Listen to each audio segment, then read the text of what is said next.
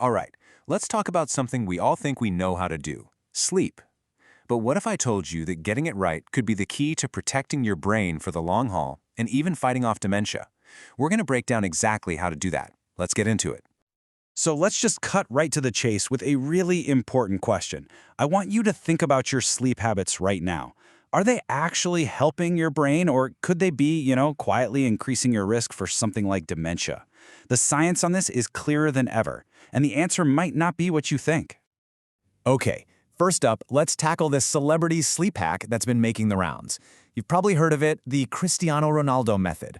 The story goes that this guy, one of the top athletes in the world, sleeps in these little 90-minute naps all day long instead of, sleeping through the night. I mean, it sounds super efficient, right? But is it actually a good idea? And this is where things get really interesting. The legend around this is that it keeps him at peak performance. But the science? Well, it tells a totally different story. For pretty much all of us regular folks, sleeping in little chunks like that means our brains never get to the really good stuff, that deep restorative sleep. It's like you're constantly interrupting the repair cycle. Now, maybe if you're a shift worker or something, you don't have a choice. But for the rest of us, it's a terrible trade-off. You're basically skipping your brain's most important maintenance work. So, if the whole 90-minute nap thing is out, what's actually so special about a full night of sleep? Well, think of it this way. When you go to sleep, your brain doesn't just switch off. Oh no, it's actually firing up its nightly cleanup crew.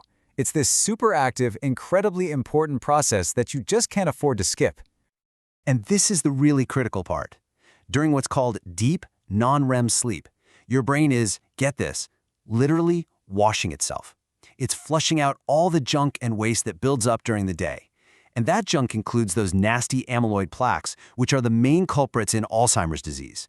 So when you skip this stage, it's like never taking out the trash in your brain. It just piles up, night after night.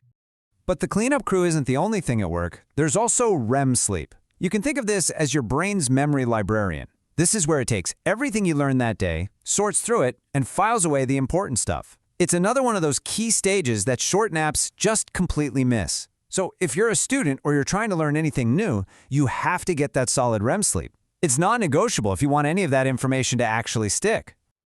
Okay, so we've established we need that deep sleep for cleaning and that REM sleep for memory. And for, well, forever, we've been told there's a magic number of hours we need to get.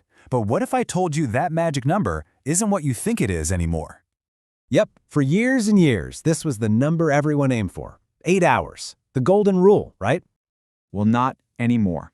Huge new studies have come out, and they've actually revised that number down. The new sweet spot, the new golden rule for most of us, is 7 hours. And here's the real kicker. Sleeping too much on a regular basis can be just as bad for you as sleeping too little. Who knew? But hold on, it's not just about the number of hours. When you sleep is just as important. I'm talking about your chronotype. Are you a morning person or a night owl? Turns out that's not just a preference, it's literally in your genes. And trying to fight your genetics is, well, a terrible idea. If you're a night owl and you're forcing yourself to wake up at the crack of dawn, your body basically thinks it has permanent jet lag. It totally tanks the quality of your sleep, even if you're in bed for 7 or 8 hours. Okay, so the new mission is clear. 7 hours of quality sleep that's in sync with our body's natural clock. Sounds simple enough, right? Well, there are a bunch of modern habits that are basically designed to sabotage that mission. Let's talk about these common sleep killers. And yeah, let's start with the big one. The glowing rectangle you're probably looking at right now. The blue light from our phones and screens is a huge problem.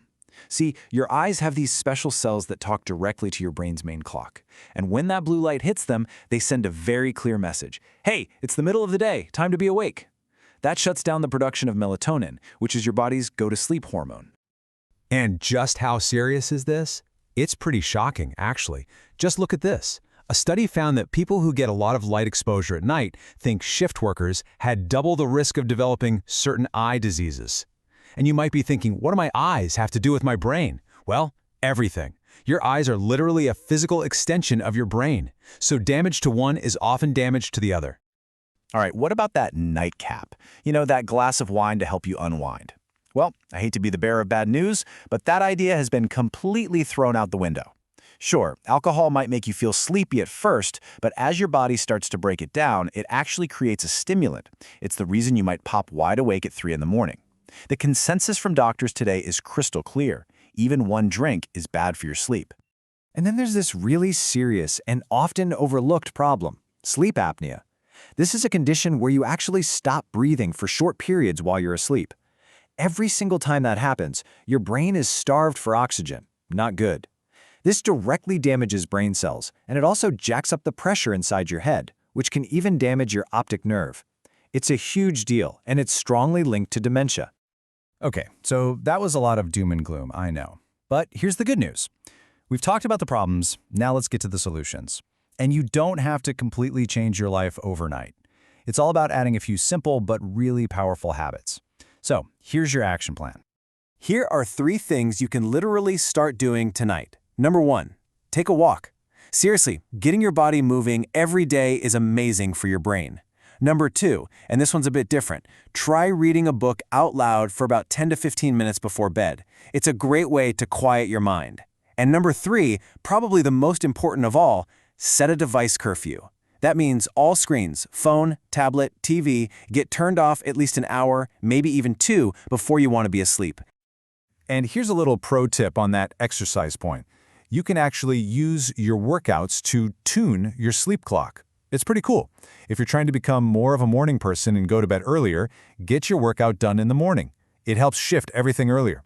On the flip side, if you want to sleep in a bit more, try working out in the early evening. It can help push your sleep schedule back a little. Which leaves us with one final thought to chew on. We are obsessed with optimizing our days, right? Our productivity, our work, our success. But all this science is telling us we need to start thinking about our nights differently. It's not just downtime.